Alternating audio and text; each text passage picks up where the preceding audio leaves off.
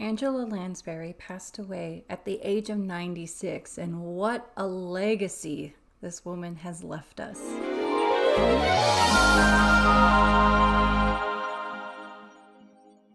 Hello and welcome to Take Care Darling. I'm Care Darling, and today we are celebrating the life of Angela Lansbury. In an interview for Mary Poppins Returns, where Angela Lansbury plays a balloon lady, she was asked, "What do you want your legacy to be?" And her answer was, "Never be afraid to take a chance." So let's go ahead and look at her career where she took a chance. I don't know about you when you think of Angela Lansbury, but I think of Bedknobs and Broomsticks, her as Jessica Fletcher, Mrs. Lovett in Sweeney Todd, and of course, Mrs. Potts in Beauty and the Beast. Speaking of Mrs. Potts, did you know that Angela Lansbury originally was hesitant about taking on the role? Picture this. You receive a letter from Alan Menken and Howard Ashman, who received an Oscar for doing the music in Little Mermaid, asking, will you please play the role of a teapot in Disney's Beauty and the Beast? Angela loves the story of Beauty and the Beast, but when she started to think about the previous characters she has done, which were more like villains, it didn't make any sense to play a motherly teapot. Along with the letter was a demo of the song Beauty and the Beast. When she listened to it, she thought, does this make sense with my voice? She responded saying, yes, I'll do it, but maybe let's think about someone else singing it. After some convincing, Angela was going to do it.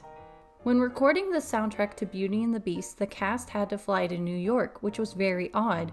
What a lot of people didn't know was that Howard Ashman was very sick, and this was during the HIV crisis, and AIDS was a death sentence back then. Angela was flying to New York when all of a sudden there was a bomb scare on her plane, and they had to do an emergency landing. Now, I don't know about you, but I get stressed on planes, and so to think that there was a bomb scare, people at the recording studio thought, oh, it's okay, she's delayed, she's late, she won't make it in, but she called and said, please keep the orchestra there, I'll be there. You would think after that flight that you might be frazzled, but Angela came in and sang, which took one take, and that is the take that we heard in the movie and to this day. So who was Angela Lansbury before Mrs. Potts?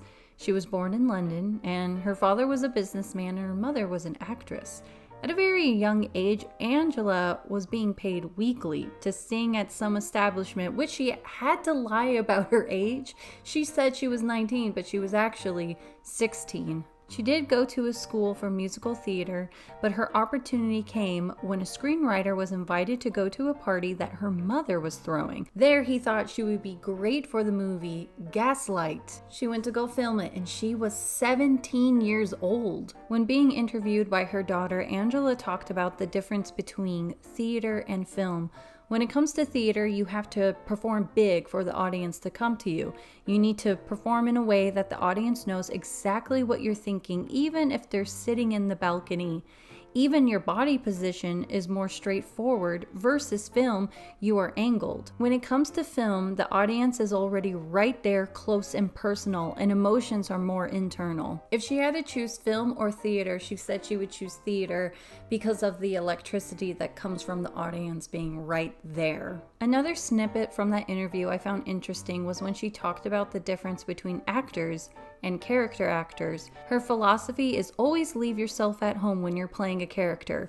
When you're playing someone to the extreme, there's nothing about yourself personally that should be in this character. However, when you are playing a more serious role, an ingenue, is when you put pieces of yourself into the part. Another teaching moment she said was whenever she was in a Broadway show, the first thing she would do in the morning was go, ah, and then checked if she, physically was okay. And I guess what the point was is that to check that your instrument is still there and that you are physically capable from last night's performance. Some famous roles she did as a character actress are Mrs. Lovett from Sweeney Todd, Mame in Mame, Aunt Adelaide from Nanny McPhee, Aunt May in Little Women, just to name a few. A role that she took seriously, that she put pieces of herself in, was Jessica Fletcher. Remember what I said earlier about her philosophy about the difference between an actor and character actor? Well, she wouldn't say that Jessica was her, but she has said that this is most likely what she would have been like if she didn't become an actress. Murder, She Wrote lasted for 12 seasons. If you don't know the show, Jessica Fletcher is a murder mystery author, and each episode she solves a murder mystery. Okay, can we just pause for a second, because I have a theory, and it's that Jessica Fletcher is the murderer. Because hear me out, it's just a theory. What author do you hear that is actually at a crime scene? And also it lasted 12 seasons, so you know there was a lot of murders. So my theory is that she is actually a serial killer, and then she's the one that did it, but then she solves the crime so no one thinks it's her. That's just my opinion. I'd love to know what you think. Technically, Angela Lansbury has never retired, but there was a time that she considered stopping. One of her children was dealing with drug addiction, and there was a point where she actually moved to Ireland, and he made the decision to go with her. She believes that in order for someone to become clean, they need to do it themselves, but they should always know that their family is there when they become clean. One of my favorite interviews that she did was with Barbara Walters. Barbara introduces Angela and references all of her roles and all of her cameos, but what was it that broke her out of that typecast as the woman who always loses her man in the film? Or she was also typecast as the older mother type. Here's my favorite clip from the interview. Then, after years and years of doing films, there was Mame, and you singing and dancing, and everybody discovering you. And I remember Rex Reed saying the caterpillar turned into a butterfly. Were you as amazed as they all were? Yes, I was. Oh. Yes and no. I certainly wasn't prepared for the reaction, but I knew that I could do it. I just knew I could do it. To make it happen took me more persuasion and more time and more, humbling myself really to get that part. It's the one time in my career that I've done that. And I did it for Mame because I knew Mame was the key that would unlock a whole new career for me and get me out of this kind of doldrums of cameo parts that I was locked into for so many years. How did you know? I just knew in my heart of hearts. My imagination just contained this picture of myself being able to do this, to be able to perform, to be able to take stage, to be able to command an audience, to be able to sing, to be able to dance. Had you ever done it? No. So what is it that made Angela Lansbury so special to us? I believe it's no matter what part she plays, she somehow becomes the heart of the story. Maybe it's in her eyes, the comedic timing, or most likely it's her voice. I mean, when we think about her singing Beauty and the Beast, there have been amazing singers that have done it. Celine Dion, Ariana Grande, yet it's the warmth and musical theater she brings to that song that just feels like a hug.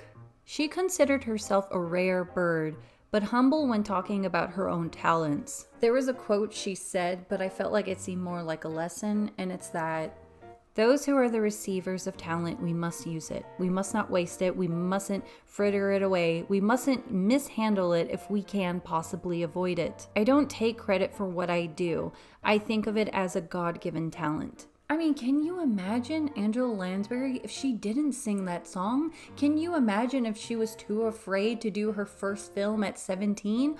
Or even if she asked MGM if she could terminate her contract so she can try Broadway? Those are just some examples that what a sad world we would be in if she didn't take that chance. Anyways, darlings, that's it for today's episode. I hope that you enjoyed it. I would love to know, what is your favorite role that Angela Lansbury has done? Don't forget to subscribe, and without further ado, take care, darling.